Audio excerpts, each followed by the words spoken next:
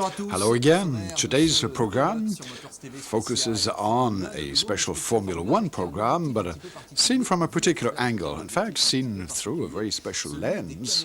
That is the lens on onboard cameras. And today's guest is Patrick Tambay. Good afternoon, Patrick. So let's take a look back into the past with some very spectacular pictures. But before we see them, one introductory question, if I may. I remember hearing footballers say that they were somewhat struck by certain stadiums because of the architecture or because of the number of spectators. In terms of circuits, do you recall having ever felt paralyzed? Good question, Laurent Frederic. Yes, it's true. I have to acknowledge that when you're on your own in Hockenheim on these long straights, almost on your own for 1.5 minutes, or in Monaco, just a few feet from spectators.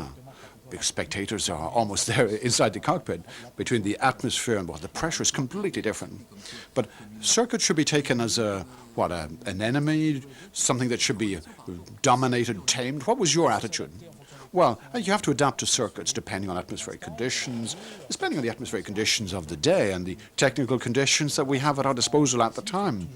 I think we have to be constantly adapting to circumstances, and of course, depending on one's own driving techniques. Some drivers will be more at ease at Monaco, others may be more at home in Spa, Zellweger, or fast circuits. Does one ultimately know circuits by heart, or will circuits always have the edge over drivers? Yes, well, we know the environment of circuits by heart. The road surfacing may change suddenly. An engine kind of exploded sometime beforehand. There can be debris on the track. So you have to be very, very cautious. You have to be on your guard. But the most experienced drivers are capable within a couple of laps of being at the peak of their engine's performance. They can really adapt perfectly to circuits. So theoretically, anyway, there is this automatic mechanism, but one has to be extremely cautious. Okay, Patrick, let's get down to business, and you will start the commentary. So here we go. Onboard camera. Where were you here, Patrick? Well, this was in Spa, Francorchamps, coming out of the stands, coming out of the pits. Obviously, I'd like to draw your attention to the comparison with modern Formula One cars. This was a turbo engine. This was in the 1984 season. The resurfacing has been completely redone. Just listen to the turbo engine and watch the right hand leaving the steering wheel. This is nothing to do with the sequential semi-automatic gearboxes we have now. In fact, they'll soon be completely automatic. This is also a far cry from the number of revs, 18,500 RPM that we have at present. So in those days you were driving a Renault. This was a Renault Turbo with a 1500cc. The cameras were actually on the roll bar. This is a technique used by the AFAVA team in the very start of onboard cameras. They were actually filming. It wasn't just retransmitting pictures onto a television screen. Do you remember that particular day? No, not that particular day. It's very often the Friday morning on a practice lap. Not like things today with onboard cameras permanently on board, but maybe speeds would be, in the qualifying laps, speeds would be closer to real circumstances. This is just a warm-up lap, discovering the circuit, the very first stages of onboard cameras. Then we have our first experiences with Thomson onboard cameras. I was the first driver to have a Thomson onboard camera, in race conditions, that is.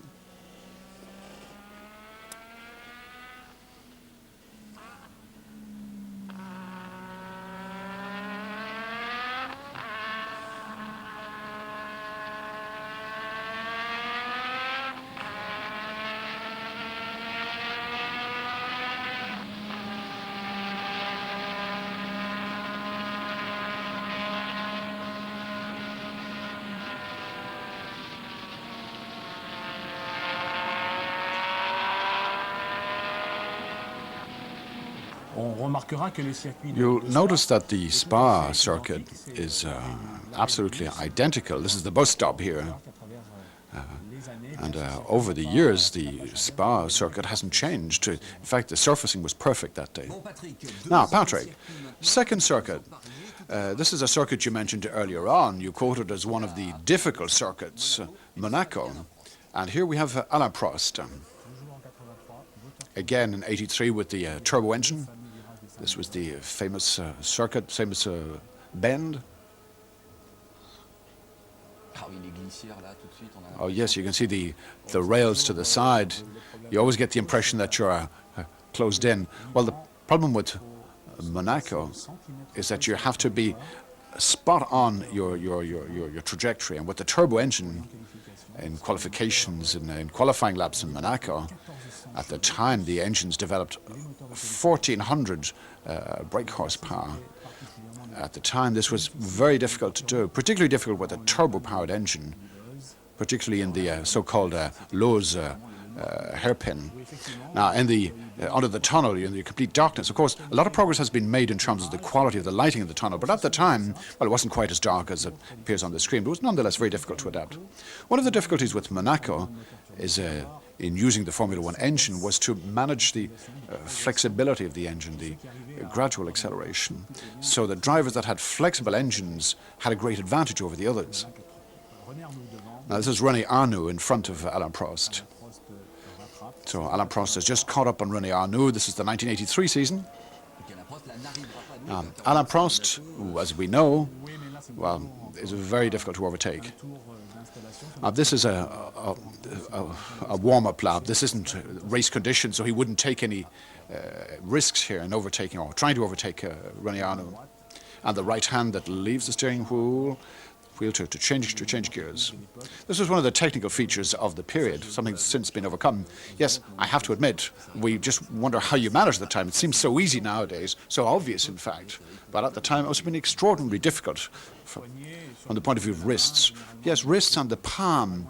In fact, Monaco entailed over 3,000 gear changes, and your palm was almost, well, you had welts on your hand. It was not just a matter of comfort, it was also a matter of efficiency. With our electronic management systems and reliability, or engine reliability, it was, well, it's great to be with Alain Prost here, who was one of the Grand Masters of Monaco.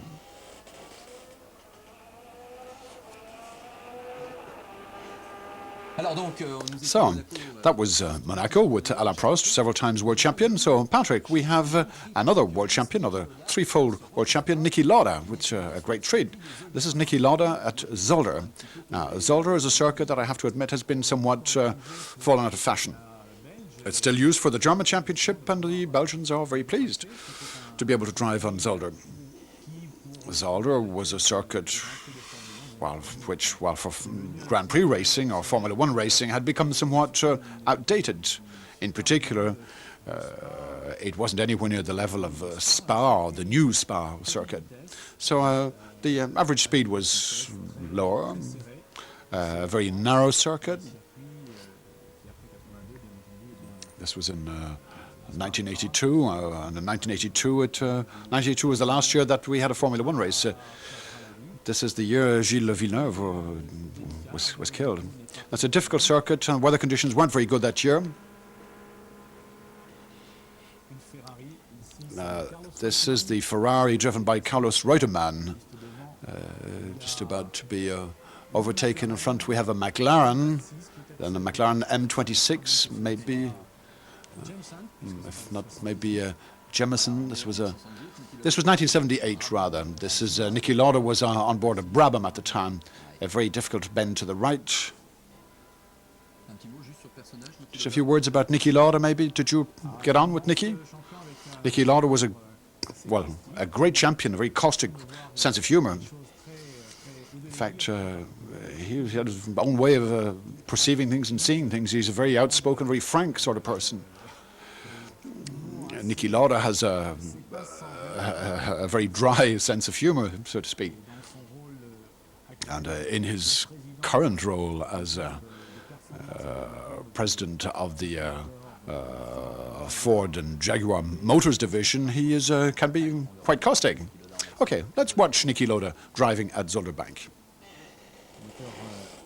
This was an Alfa Romeo engine, and his teammate who had just overtaken him was, I think, John Watson at the time.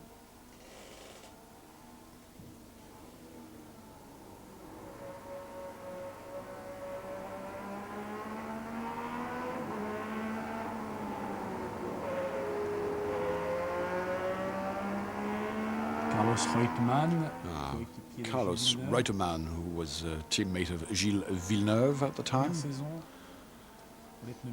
This was the first season with Michelin tires, a very difficult season for the tire manufacturer, but a season that would nonetheless lead up to 1979 with a victory for Ferrari and Jody Scheckter, overtaking Carlos Reutemann, who left for Williams, in fact.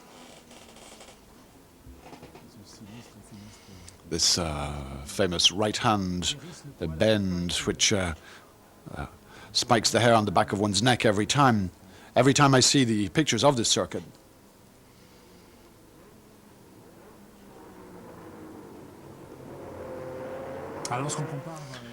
Now, when you compare these pictures with recent pictures, this was still in qualifying laps. There is very clearly a difference in speed between the engine revs, of course, but also in the way that the gearbox is used. It took quite some time to change gear.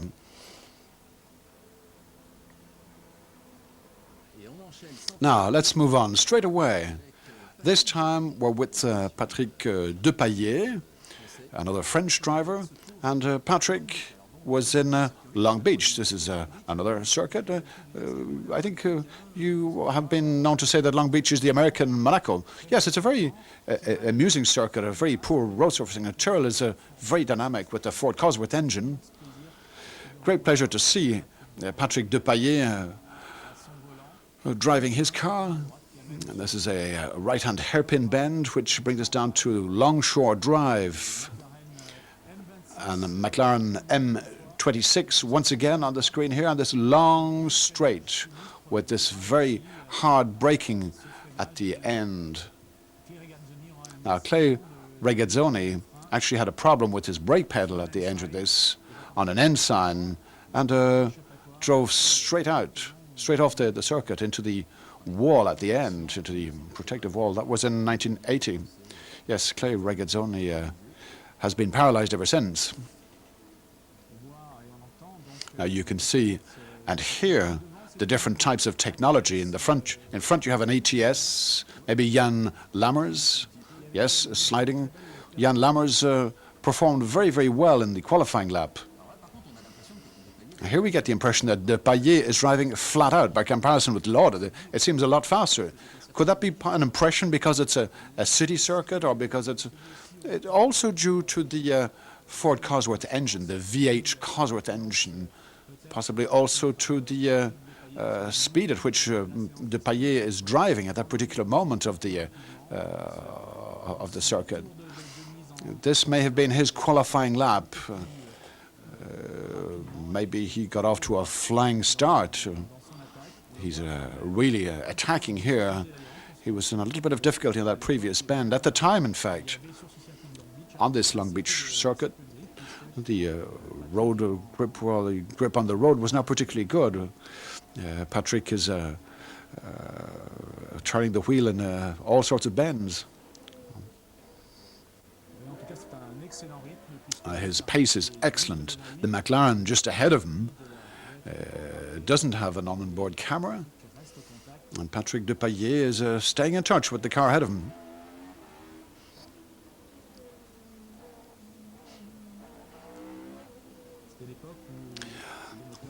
That was the time when this is coming back into the pits.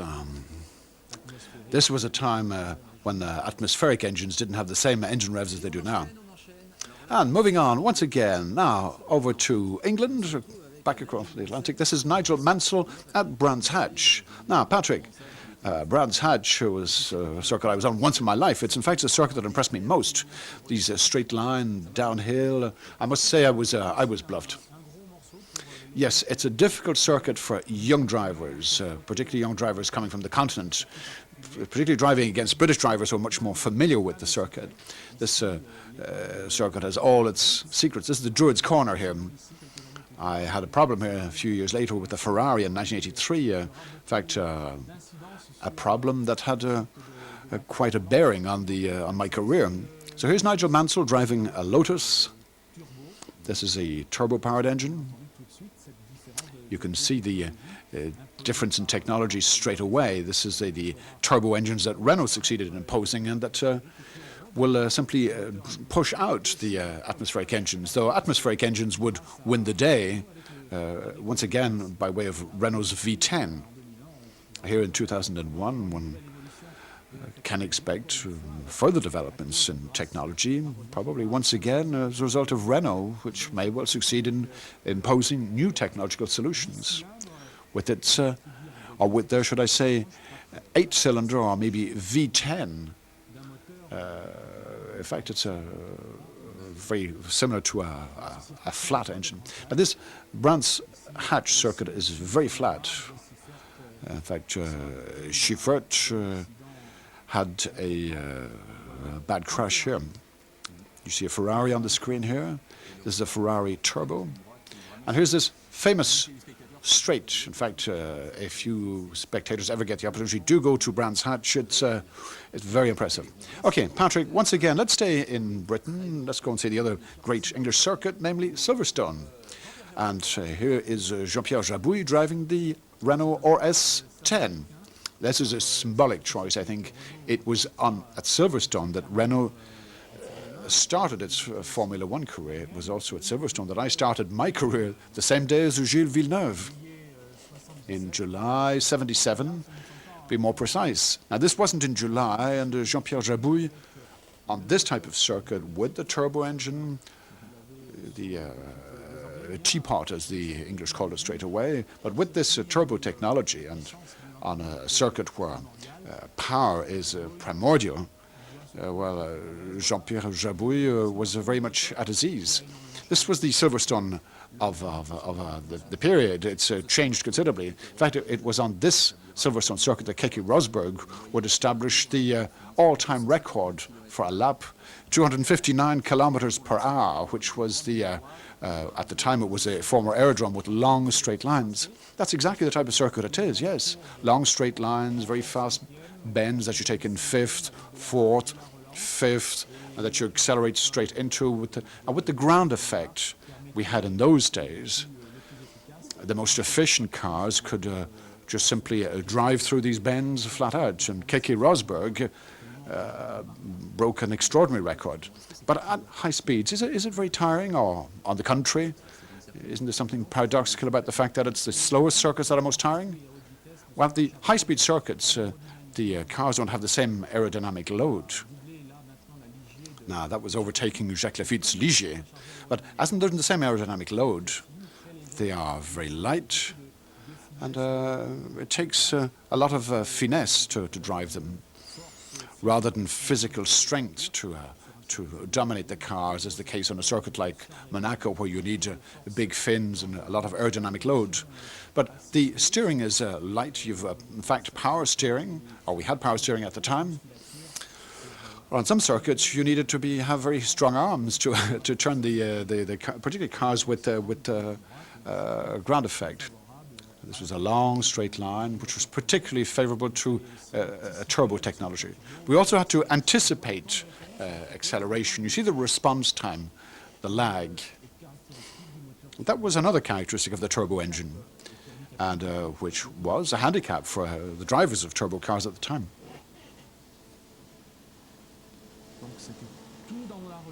Now, it's all acceleration. This was a particular technique, which was quite different, accelerating out of bends, which is quite different to the technique used nowadays.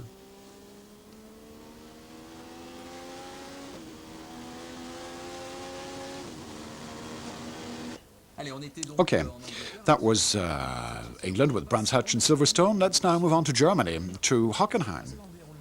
Now, this was the official order of the championship.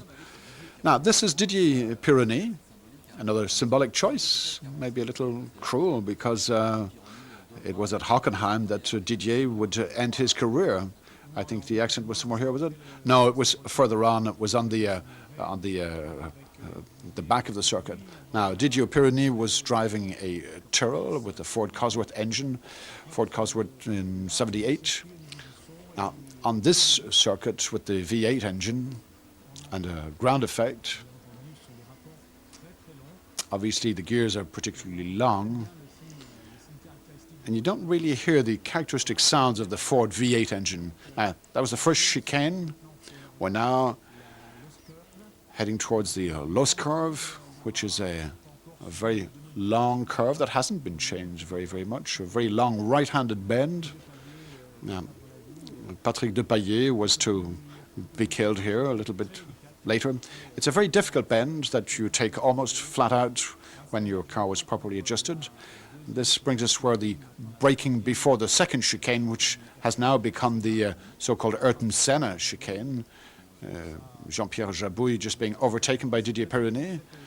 And it was exiting this chicane with a lot of mist on that particular day, and it was catching up on Alain Prost that Didier Pironi will just took off and ended up in the rail on the right-hand side. Now, before this long left-hand curve before the stadium, you always go up on the curb just a little bit before braking hard before the so-called Sachs curve. The Searle drifting a bit from at the rear end. The driver once again changing gears manually. Hockenheim is a very fast circuit with very long gears. Didier Pironi now catching up on a Ferrari, but he's actually pulling into the pits here. Now, as you said earlier on, we're trying to stick with the order of the championship, but after Hockenheim, we go to Austria, to Zellweg. Now, the first question, Patrick, is, well, Zellweg is, I've always heard about the great Zellweg. I've always heard of it as being a very manly circuit. Yes, Chiverti overtaking Alain Prost. This was a particularly big circuit in this particular version anyway. Here's the slowest part of the circuit, the right, left, right chicane, and now straight away accelerating hard and rising up to the long curves taken at 260 kilometers an hour, up to 300 kilometers an hour, before slowing a bit, back a gear, and then accelerating out at again 260 kilometers an hour. A wonderful experience. This was a long, straight line rising up. I think that was Jean-Pierre Jarier who just overtook. Oh, yes, that was Jean-Pierre Jarier. Very aggressive on this Zolvik circuit. Now, this is what we call a subjective view. This is maximum speed before braking, before this long right-hand bend, which was also redesigned. Over 300 kilometers an hour, in fact. Again, leaving this bend on the bank is very, very fast, very, very close to the left-hand rail. Close to 265 kilometers an hour. Now coming up to two bends that still exist. They are exactly the same now. Two long left-handed bends, angled slightly away from the center of the bend. The second one is a little more difficult to manage. Now, flat out towards the Rink curve.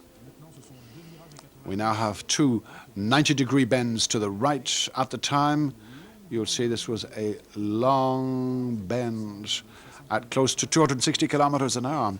The car was very light, and you have to anticipate acceleration in order to have the right speed coming out of the bend and then use that momentum to attack the long straight line before braking very hard. Once again, this slower portion, right-left. Road holding was only average on a relatively old circuit, which was somewhat damaged by winter. Once again, attacking this series of very long, fast bends. A great pleasure to drive through these bends. Great source of satisfaction. You need a great aerodynamic balance to drive through these bends at that speed. And, of course, a lot of power as well. You can hear Eddie Cheevers here, who was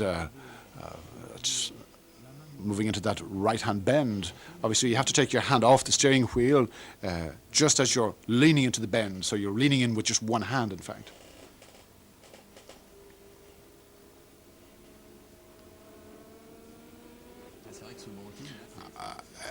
It's sure that's the bank is the banked bends like that are quite uncommon in Formula One. There you are. You can hear the turbo engine play its tune. It takes a little bit of time to build up power, build up speed, and of course it was difficult to get the right gear ratios. Now, Eddie Cheevers in the bend, turning with his left hand, changing gears with the right hand, whereas nowadays he would have both his hands on the wheel. You just, well, the technology with the current gearboxes with the turbo engines of those days, that would have been a great combination. They were very, very impressive pictures. I must say it's very amusing. You're really in the driver's shoes. You're almost out of breath watching. But Patrick, just stay with us, please. We're just going to take a quick break, and we'll be back. Stay with us, please. I'm not going anywhere. Okay, we're still with Patrick Tambay for this special Formula One program, but also a special program on onboard cameras. We saw magnificent pictures earlier on, but there's plenty more to be seen. Patrick, you've already seen half this program. What comes to mind about your thoughts on onboard camera technology? Not quite the same as the technology we have now. Was it better before? No, particularly now with the digital systems and the quality of transmission, the quality of lenses, and it's so much easier. The cameras are constantly on board with different angles, and when viewers take out subscriptions, they can, with onboard cameras, they can watch warm-ups, qualifying laps, the race itself. They can actually experience the intensity. Well, with this type of technology at the time, these were only the very early days of onboard technology with a lot of technical limitations. We had to have install the cameras manually. We had to attach them on the roll bar, and they could only be used for 2 or 3 laps at the start of the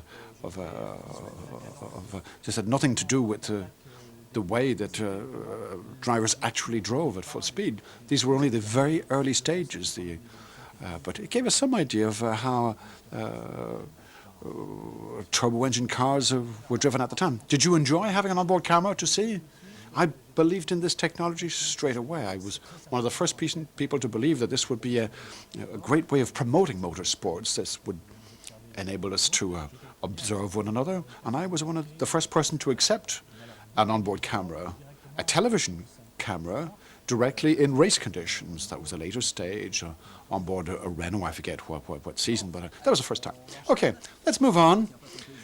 Let's enjoy ourselves at Monza now, where Jacques Laffite, our good friend Jacques Laffite, is on board his Ligier. This is the famous Monza circuit, a very, very fast circuit.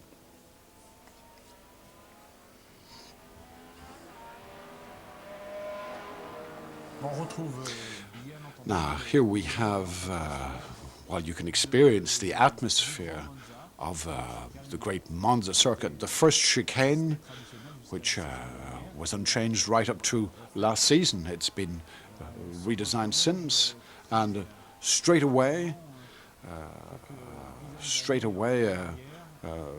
this takes us back a decade or so.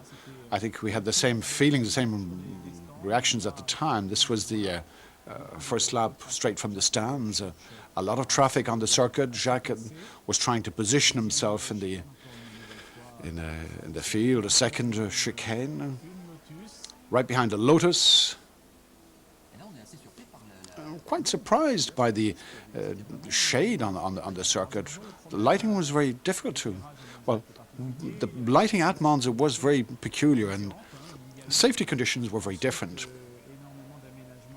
A lot of improvements were made later on well, we built, of course, the sand pits, and the trees were cut down, and lighting conditions were improved. And, of course, the track is a little wider in a lot of places, particularly in the hard shoulders. Here you'll see that at the inside of the bend there were a number of trees that, although it didn't make the environmentalists very happy, these trees were nonetheless taken down for safety purposes. other trees have been planted elsewhere. Now, in the parabolic, or the famous parabola, or parabolic bench, should I say, Jacques was driving a Ligier Matra at the time with its 12-cylinder engine, just been overtaken by a McLaren M26.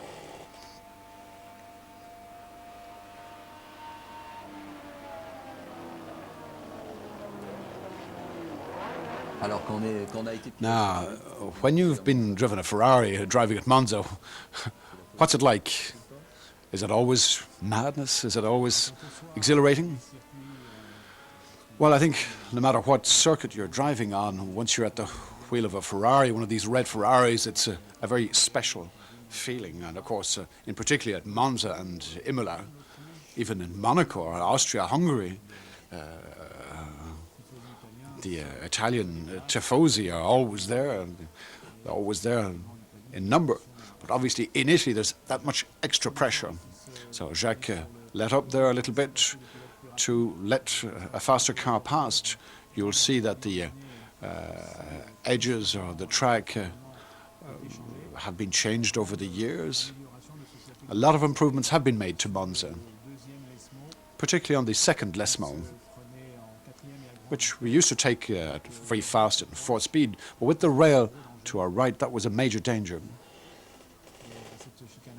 At the Lascari chicane here, or Ascari chicane, you see the trees on the inside of the bend. It's almost surrealistic, isn't it?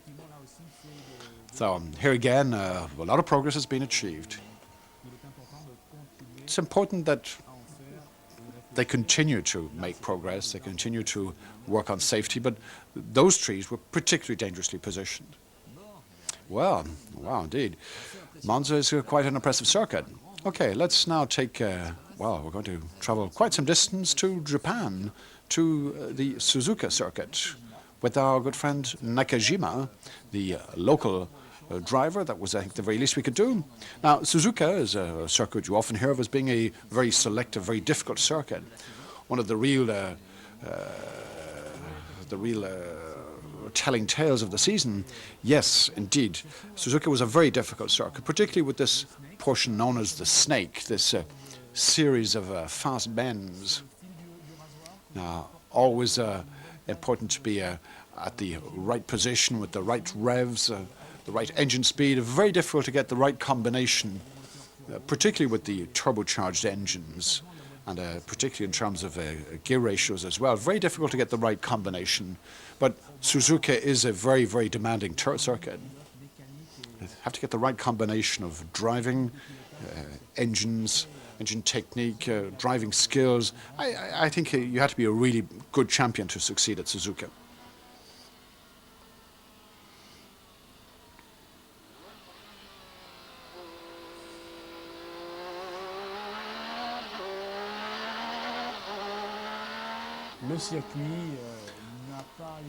Now, the circuit hasn't really changed. I think the last chicane has been worked on. I think the idea was to, say, reduce speed before the stands. Now, here's the spoon, the same type of profile, the same trajectory, and the same danger of understeering. This long, straight line with the kink. Obviously, technically difficult to manage the kink. See, you can't cut back too short. Nakajima knocked it back a speed, and then back to the famous chicane, which will remind everybody of a confrontation between two famous world champions, Alain Prost and Ayrton Senna.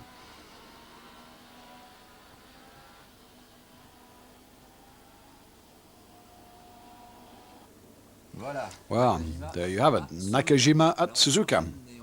Now, let's come back to a circuit you're familiar with, Patrick, back in France with the Paul Ricard circuit, which for a very long time was the homeland of the French Grand Prix. Just straight out of the pits, this is the first part of the circuit. This is how the drivers start onto this little bridge here. At the other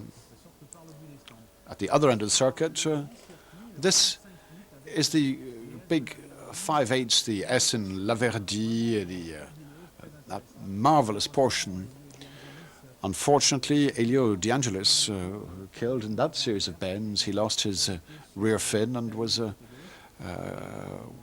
went up on the side of the bank. So the Paul Ricard was shortened to 4 kilometers. Now here's the Devisay hairpin.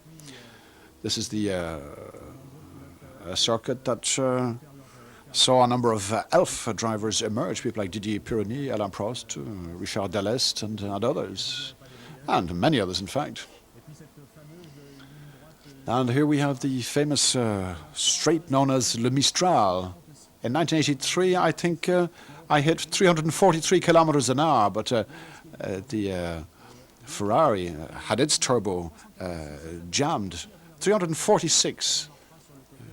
You'll see on the left-hand side the speed, the so-called Signe bend, where you had to brake, then knock it back a gear. A very wide track with plenty of room either side of the track. This was the reference in its day in terms of safety. The Le Castellet circuit has been completely redone, completely redesigned and re-landscaped. Setting up magnificent infrastructure. You have inside information on that? Yes, well, I think the official presentations will be made to the press in the very near future. I think Toyota is going to establish itself in the former Renault and Williams premises. I think Williams and others will ultimately take up lodgings there to conduct trials all year round. The famous S. This is the circuit where I started my career. I've great pleasure in looking at these pictures. This is my first laps in a racing car. This is a circuit really worthy of its reputation. A great reference. This is the so-called École hairpin bend, right, left, and the famous Mistral straight. This was created by Paul Ricard quite a number of years ago. In fact, I remember at the time we used to say, well, in a few years' time we'll probably have grass here, and this circuit will be just, have become obsolete. Well, apparently not. I think there are better days ahead for the Paul Ricard circuit.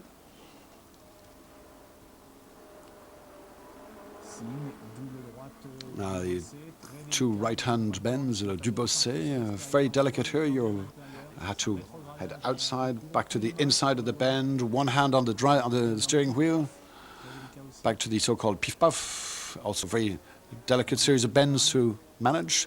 The left-hand hairpin.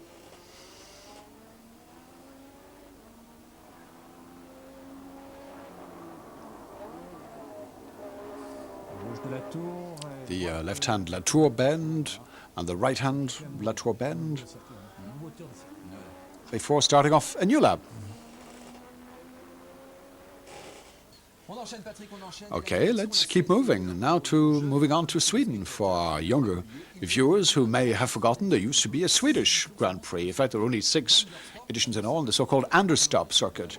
Here we have Mario Andretti at the wheel, a circuit that I don't think you know very well.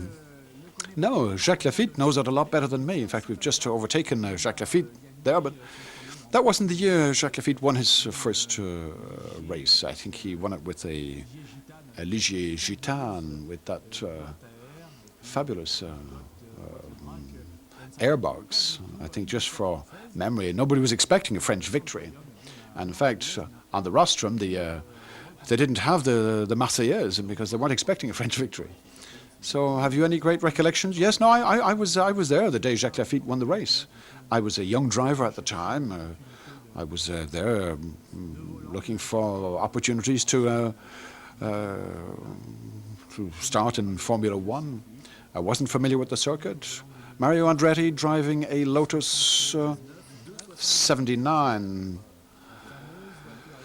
That was one of the famous cars with the ground effect. In fact, it was in that particular Grand Prix that they had the famous Alfa Romeo with aspiration. That was another regulation problem. The Niki Lauda was driving the Alfa Romeo, and he was disqualified after the race. For our more knowledgeable viewers. Now, I think, yes, that was particularly successful at the time. And of course, Niki Lauda won the race before being disqualified. In all events, we have yet another world champion at the wheel. So Anders Stop is, of course, a circuit that has been somewhat forgotten. Okay, this is a race for the big-hearted. This is Montreal, another circuit you're particularly fond of. This is Patrick Depailler at the wheel and in rain. Now, not at all uncommon for to have rain at Montreal. So let's just enjoy watching the talents of Patrick Depailler at the wheel. Now, this is a good opportunity to talk about driving in rain. A few words about driving in the rain. Well, the track is shiny. It's usually very cold as well. Patrick is driving as though he were driving on ice. And in the first few bends, he's trying to spot the puddles. There's a great danger of aquaplaning here. Now, Patrick isn't pushing the gears very hard. You can feel that the power tends to surge. V8 Ford engine was a very gentle engine to use, very flexible engine. It's like driving on ice, isn't it? And yes. Now we have the hairpin bend at the end of the circuit that brings us back to the Jean-Pierre Jabouille chicane. You'll see the areas where there's a danger of aquaplaning. Now, a series of bends we're familiar with. Familiar with them because there's we always refer to Olivier Panis, who remembers these bends a lot better than we do, in fact. This is a circuit that has remained unchanged. Now, what about driving in rain? How do you react to driving in the rain? Do you feel anxious at all? I think it's one of the greatest pleasures that racing drivers can experience. It's also the most difficult conditions in which we drive. I think you have to be relaxed about it and prepare oneself psychologically for driving in rain and wet conditions. In fact, you have to overcome your anxiety. You have to, overcome the extra danger. You have to be particularly watchful. But it's all a matter of finesse, finger light. You have the former pits on the left. At the time, this was a very long bend before the straight. We have a right, a left. This portion has been redesigned. It's no longer just a straight. In fact, there were a number of serious accidents, particularly in '86. And, in fact, I broke my suspension in the right-hand bend in '86. And I spent the night in intensive care in hospital as a result of that.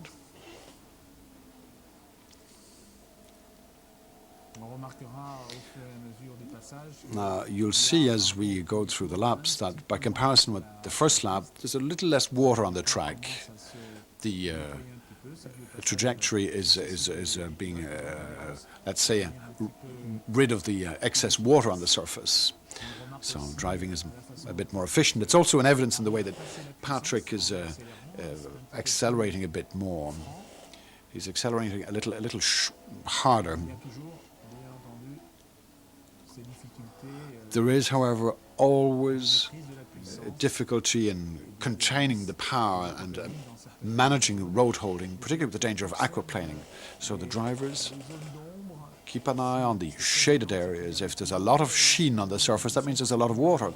If it's darker, that means that there's less water, less excess water. So you have to be able to read the track, so to speak. Read the track to determine what your trajectory should be. Looking for, obviously, the parts of the track with the best road holding. You leave aside the theoretical trajectory to get grip in the drier parts or the parts of the track with less excess water. These are areas where there's no rubber or no oil. Montreal isn't a full-time circuit, so from the point of view of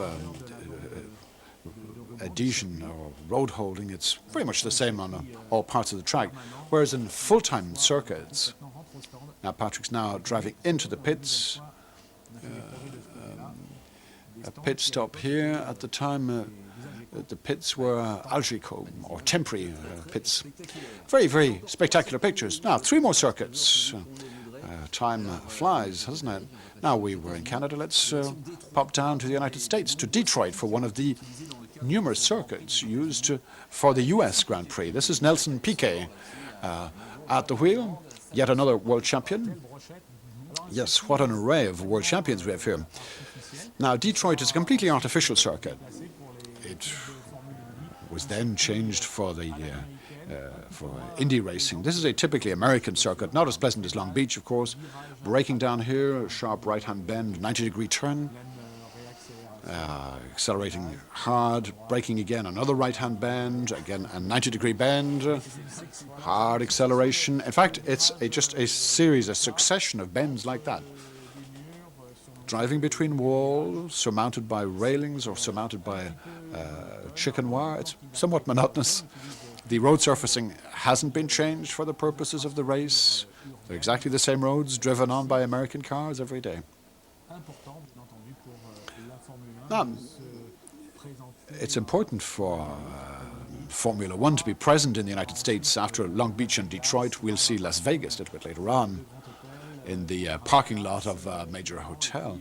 Not to mention Dallas, of course, and Phoenix, which after a long period of absence was used once again, before being used once again last year. This is Indianapolis, of course, likewise. A very successful race in 2001. Look at how narrow the circuit is. The IndyCar and the karting championships are held on circuits like these.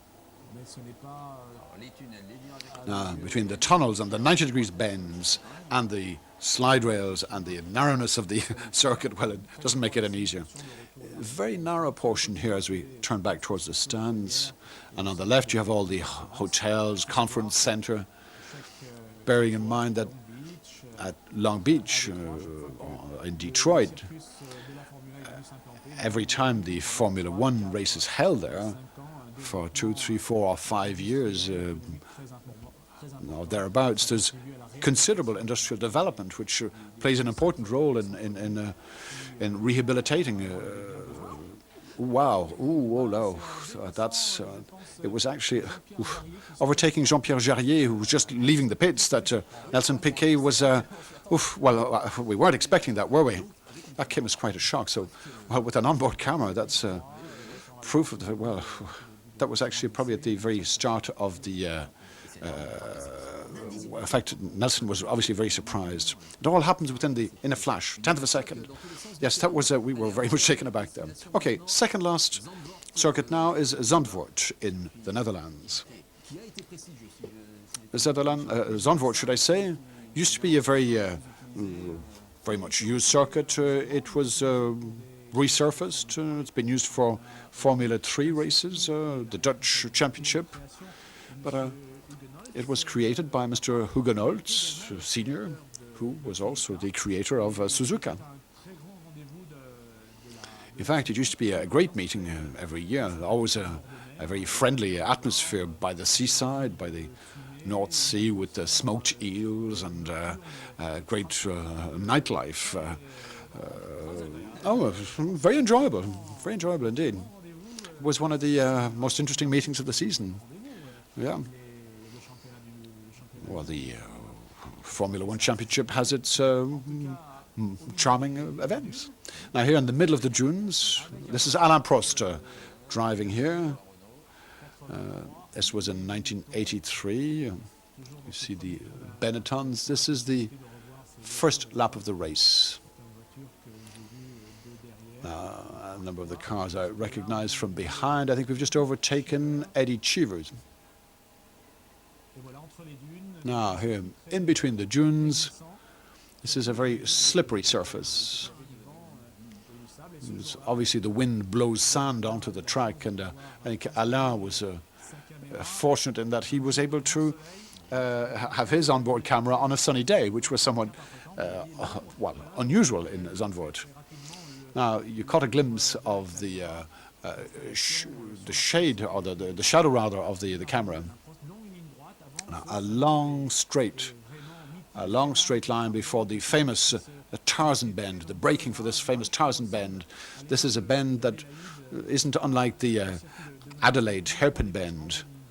A lot of overtaking at the end of those straight lines. In fact, Alain Prost wasn't always very fortunate braking, nor was René Arnoux, nor were many others, in fact. Another hairpin bend, a slow bend, before moving on to a series of high-speed bends, very wide bends, a right-hand turn, then driving downhill to a long right-hand curve. A very pleasant circuit to drive. Unfortunately, the circuit was subsequently remodeled, reshaped with chicanes, not always designed as successfully as they might have been. Very interesting trajectory, very good speed, and at the end of this short straight, we have a very delicate bend taken at high speed with a bump and a little bit of a valley that conditions the speed at which you attack the long straight. Important to get a good start to that straight. Beautiful circuit. And to conclude, Patrick, I'm afraid this brings us to the end of our program already. Let's go to Estoril.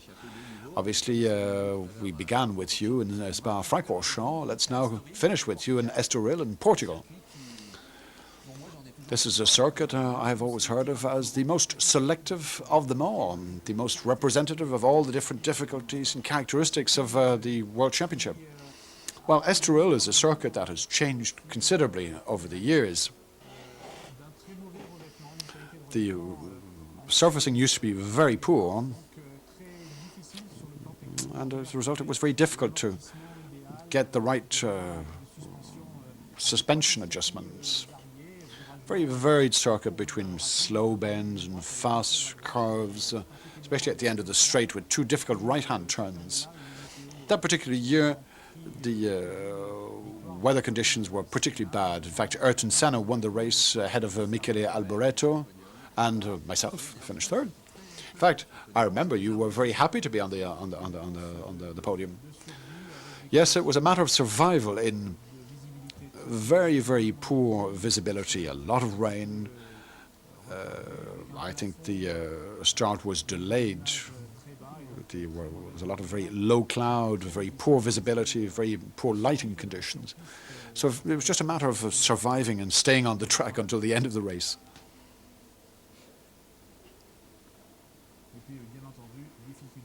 And of course, it's always difficult to drive on this type of circuit with turbo engines, particularly with this right-hand parabolic curve. Are you going to do a Jacques Villeneuve for us here? No? Well, I was going to... Jacques Villeneuve overtook Michael Schumacher there. I also remember Ricardo Patrese having a very serious accident here when he ran into Nigel Mansell a Sunday afternoon. He had the sun in his eyes and didn't see the black flag. In fact, Estoril has always been very eventful. Mansell lost a wheel one year. He didn't see the black flag either. Patrese took off into the air. It's always been a very eventful meeting. Always been a very eventful race.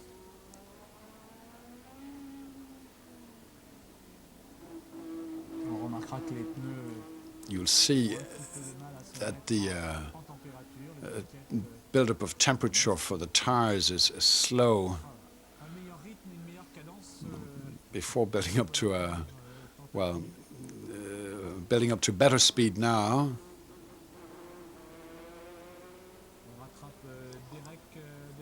Catching up on Derek Warwick, who's just ahead of us here.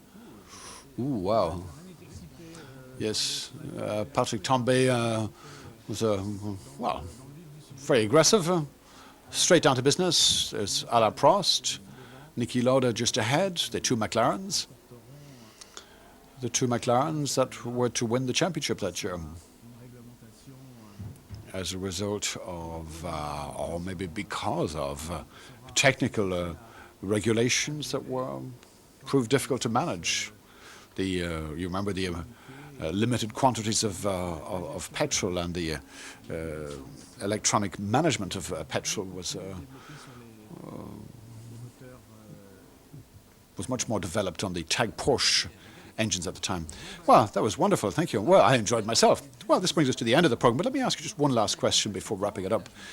Don't you feel, and I'm very much the devil's advocate, talking about television, don't you feel that, thank goodness we had these onboard cameras, gives a great sensation of speed. So when you see a race, you don't get that same impression of speed.